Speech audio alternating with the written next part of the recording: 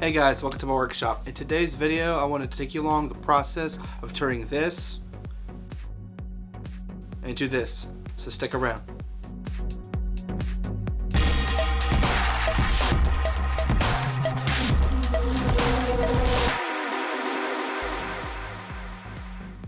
The first thing I had to do to begin this project was to take everything off the walls, take down some lighting, take down some curtains, and prep the area by putting down some sheets and some drop cloths.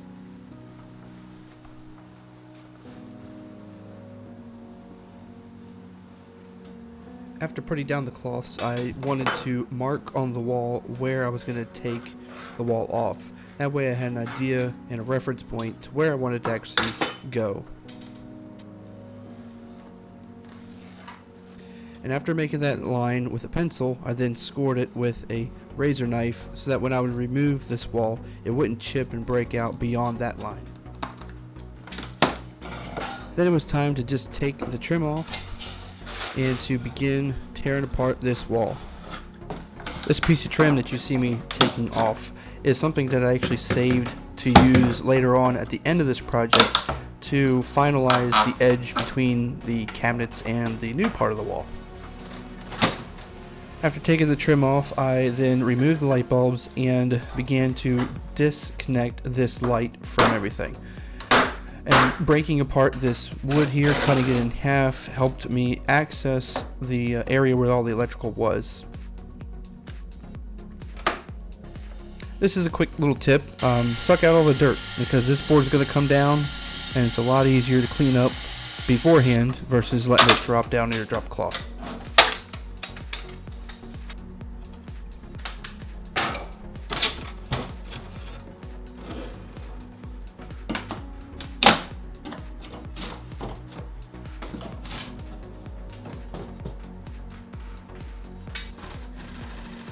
This is where those lines that I had made with a razor blade comes in handy, because now I'm cutting on the side that I'm going to actually get rid of with the Sawzall, and then breaking these out. There was no cracks that happened, the line was nice and straight, and it gives me a really good edge.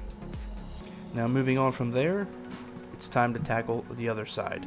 And all of this is just sheer repetition of what I did in the other area on top of our sink.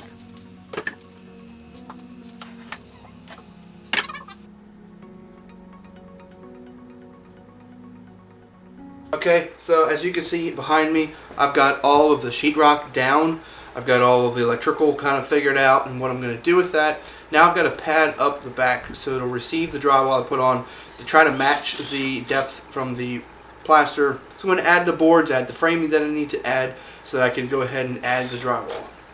Since I'm going to be putting my lights in the wall instead of the ceiling now, this is going to go roughly here. I'm going to have to drill a hole in the joist here so that I can fish these wires down through. Now they are hot, so I'm going to have to go down to my breaker box, turn it back off, round it back through, and go ahead and figure out my mounting for this box.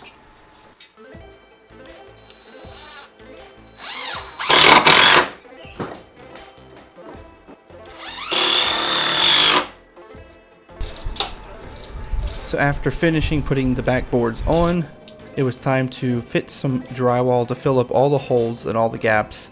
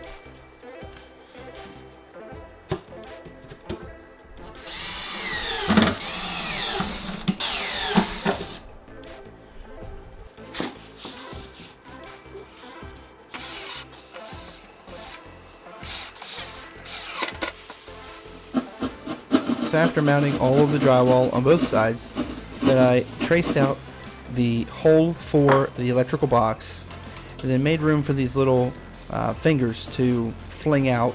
I wanted to make this as tight as possible.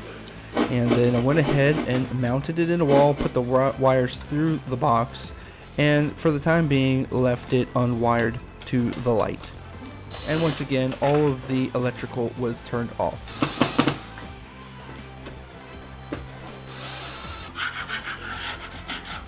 Now jumping a little bit ahead, I did put my first coat of some drywall mud on the screws, and this is now the time to start adding the corner beads and all of the places where the tape goes in. Now there are so many ways to do drywall tape, whether you use tape or you use the wire mesh stuff, or if you use mesh tape. There's so many different methods.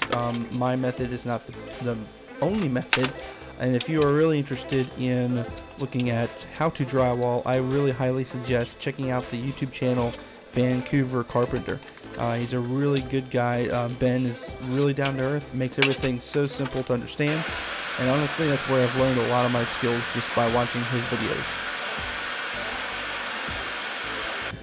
So before I wanted to put some paint on here, I just wanted to close up these gaps with some painter's caulk. That way I can paint over this and it won't look bad.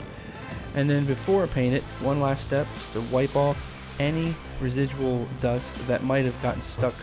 It might just be floating around that I didn't want to have mixed with the paint. Next was to apply a lot of paint very liberally. I chose to use a brush for most of this, mainly because this wasn't a large area, and also by using the brush I was able to really get a lot of paint on there to soak in. Now I ended up doing each coat twice to really get soaked in to the drywall and the drywall mud.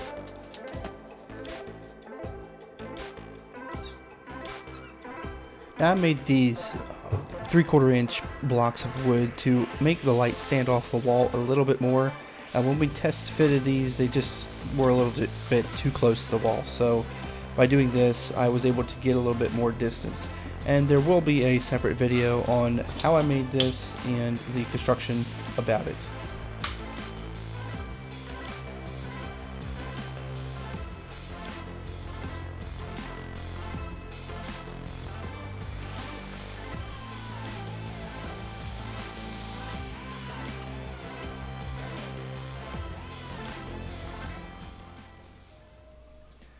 So with the lights all done, it was time to go back to that trim that I saved earlier to add it back on.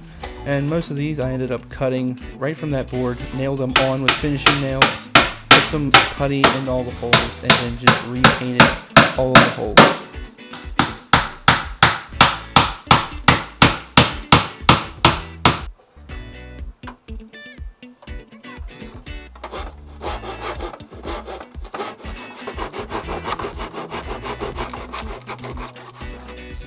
And there we have it. Everything's completed. Super thrilled with this project. Turned out great. And just really in love with the space that it actually makes you feel like we've added.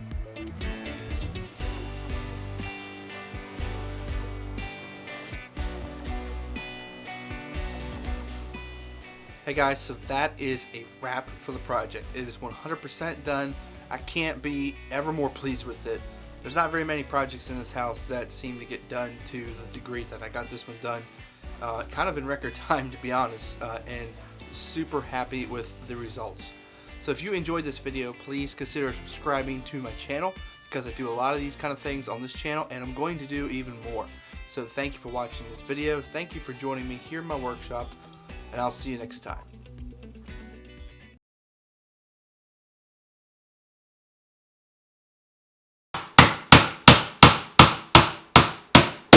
No bat nail that time. That's on the blooper reel. What did you do? I bent the nail. 2 times. 2 out of the 3 I just put in got bent, and it's on the camera.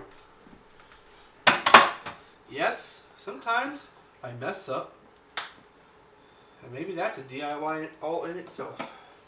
Yep.